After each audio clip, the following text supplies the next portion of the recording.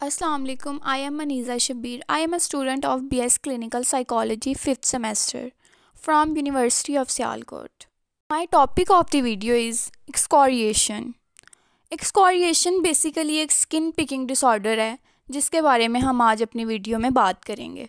Excoriation एक ऐसा disorder है जिसमें पेशेंट बार बार अपने किसी भी बॉडी पार्ट को खुरेदता रहता है, बार बार वहाँ ख़ारिश करता रहता है, बार बार उसे टच करता रहता है।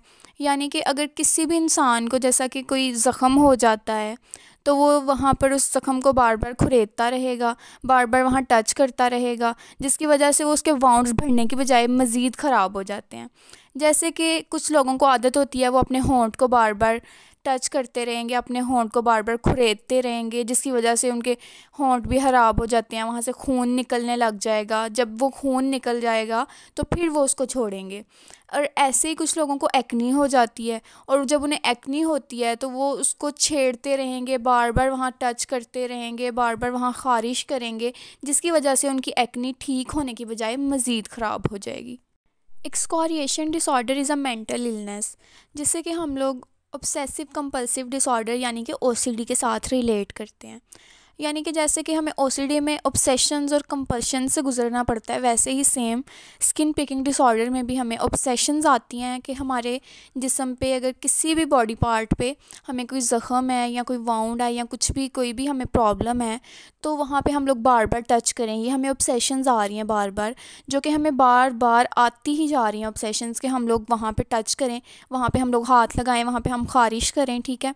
और हम फिर वही जो है ना उसको हम वो चीज़ कर रहे हैं, यानी कि हम उसको हम कंपल्शंस कर रहे हैं कि हम लोग वो बार बार वही चीज़ करते जा रहे हैं। तो इसकी वजह से हमें फिर उन प्रॉब्लम्स का सामना करना पड़ता है कि हमारे कोई भी ज़ख़म ठीक नहीं होते, हमें जो प्रॉब्लम्स होती हैं वो हमारी बढ़ती चली जाती हैं। बहुत से लोग इसे जो है ना वो ऐसा समझते हैं कि शायद इस इंसान की कोई बॉडी में प्रॉब्लम है, इसकी स्किन में कोई मसला है कि जो इसे ज़ख़म होता है या जो इसे प्रॉब्लम होती है, इसे कोई चोट लगती है तो वो ठीक ही नहीं हो पाती। शायद इसकी स्किन में कोई ऐसी प्रॉब्लम है कि वो जो चीज़ इसे हुई है, वो जो ज़ख़म इसे हुआ है वो बढ़ता ही चला जा रहा है, वो प्रॉब्लम वो बढ़ती ही चली जा रही है। इसके बावजूद कि हम लोग उसके बारे में उससे रिलेटेड मेडिसिन्स भी खा रहे हैं, हम लोग जो डॉक्टर ने हमें प्रिस्क्राइब किया है हम लोग वो चीज़ ले रहे हैं प्रॉपर, लेकिन फिर भी जो ज़ख़म है वो बढ़ता ही चला जा रहा है। तो इसकी वजह पीछे इंसान वो पेशेंट खुद होता है, क्योंकि वो खुद ही उसको ठीक नहीं होने दे रहा होता। वो एक मेंटल इलनेस होती है उसकी, वो एक साइकोलॉजिकल प्रॉब्लम होती है जिसकी वजह से वो इंसान बार बार वो अपनी ही ज़ख़म को वो बार बार खुद ही खुरेदता चला जाता है, कि जिसकी वजह से वो सारी मेडिसिन्स के बाद भी वो ठीक नहीं हो पा रहा होता।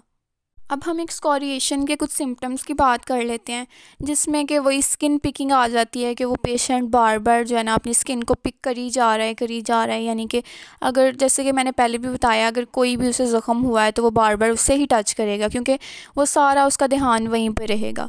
देन स्किन स्क्रैचिंग आ जाती है, लोग बहुत ज़्यादा उसको स्क्रैच करना शुरू कर देते हैं अपनी स्किन को।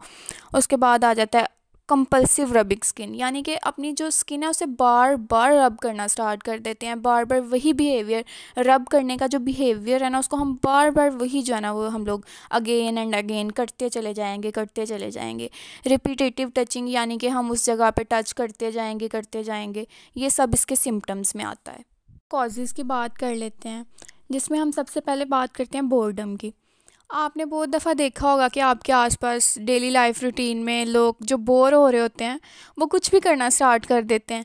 यानी कि कुछ लोग, ऐसा मैंने देखा है कि कुछ लोग अगर फारिग बैठे हुए हैं, उन्हें कोई काम नहीं है करने को, तो वो अपने लिप्स की जो स्किन है वो खींचना स्टार्ट कर देंगे, उसे उतारना स्टार्ट कर देंगे, और वो उतारते चले जाएंगे, उन्हें खुद भी नहीं पता चलेगा कि वो क्या करते जा रहे हैं। उसके बाद हम बात करते हैं स्ट्रेस और एंजाइटी की। अगर कोई इंसान बहुत ज़्यादा सोच रहा है, वो अगर किसी स्ट्रेस में है, अगर वो किसी परेशानी में है, तो वो उसे समझ ही नहीं आएगी, वो सोचता सोचता जो है ना वो कुछ भी करता चला जाएगा। यानी कि अगर उसके ज़ख़म कहीं भी जिस्म पे ज़ख़म है तो वो उसे खुरेदता चला जाएगा और साथ में वो सोचता चला जाएगा अपनी टेंशन, अपनी परेशानी के बारे में, और उसे पता ही नहीं चलेगा कि वो एक बिहेवियर को बार बार करता चला जा रहा है और वो उसके लिए कितना जो है वो गलत है और वो उसे कितना ज़्यादा नुकसान दे रहा है। वो इस चीज़ के बारे में तो बिल्कुल सोच ही नहीं रहा, वो बस करता जा रहा है, वो अपनी उसी सोच में है जो कि उसे स्ट्रेस और एंजाइटी जो उसे तंग कर रही है, वो वही सोचता जा रहा है और उसे पता भी नहीं है कि वो जो है वो अपने साथ बुरा कर रहा है। देन हम बात करते हैं नेगेटिव इमोशंस की, यानी कि अगर इसका जो एक्सकोरिएशन का जो पेशेंट है वो अगर किसी गुस्से में है, अगर उससे कोई गुस्सा आया हुआ है किसी इंसान पे, या अगर कोई उसका और नेगेटिव इमोशन उसमें है, तो वो उस चीज़ के बारे में सोचता जाएगा वो गुस्से में, और अपना ही नुकसान करता चला जाएगा, यानी कि वो अपने किसी भी बॉडी पार्ट को हार्म करता जाएगा, और वो जो है ना वो उस नेगेटिव इमोशन के बारे में सोचता चला जाएगा। देन हम बात करते हैं एक्नी की। कुछ लोग होते हैं उन्हें फेस पे ज़रा सी एक्नी हो जाती है, तो वो बार बार उसे छेड़ते चले जाते हैं, उन्हें वो बार बार यानी कि वो बार बार उसे टच करेंगे, उसे हाथ लगाएंगे, उसे छेड़ देंगे, उसे खींचेंगे, तो वो एक्ने जो है वो ठीक होने की बजाय मज़ीद ख़राब होती चली जाएगी। अब हम बात करते हैं इसके ट्रीटमेंट्स की, यानी कि इंसान अपने जिस्म को इतना ज़्यादा हार्म कर चुका होता है कि उससे सबसे पहले तो डर्माटोलॉजिस्ट के पास जाना चाहिए। डर्माटोलॉजिस्ट से कंसर्न करना चाहिए कि जो उसने अपनी बॉडी के साथ किया है, जो उसने अपने ज़ख़म अपने वाउंड्स के साथ किया है, जो उन्हें चोट लगी थी और उन्हें मज़ीद ख़राब कर ली हैं, सबसे पहले तो वो डर्माटोलॉजिस्ट से मशवरा करेगा कि उसे क्या करना चाहिए।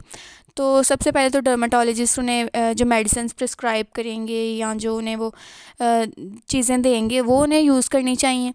देन हम लोग बात करते हैं जो साइकोलॉजिकल प्रॉब्लम है उनके पास, यानी कि जो उन्हें ऑब्सेशंस और कंपल्शंस आ रही हैं, देन हम उसके बारे में बात करते हैं। उसके लिए हम लोग उस पेशेंट पे सीबीटी अप्लाई कर सकते हैं। सीबीटी कॉग्निटिव बिहेवियरल थेरेपी है, जिसमें हम उस पेशेंट के बिहेवियर पे काम करते हैं कि ये प्रॉब्लम उसे क्यों आ रही है और हम लोग उस प्रॉब्लम को किस तरह से ठीक कर सकते हैं।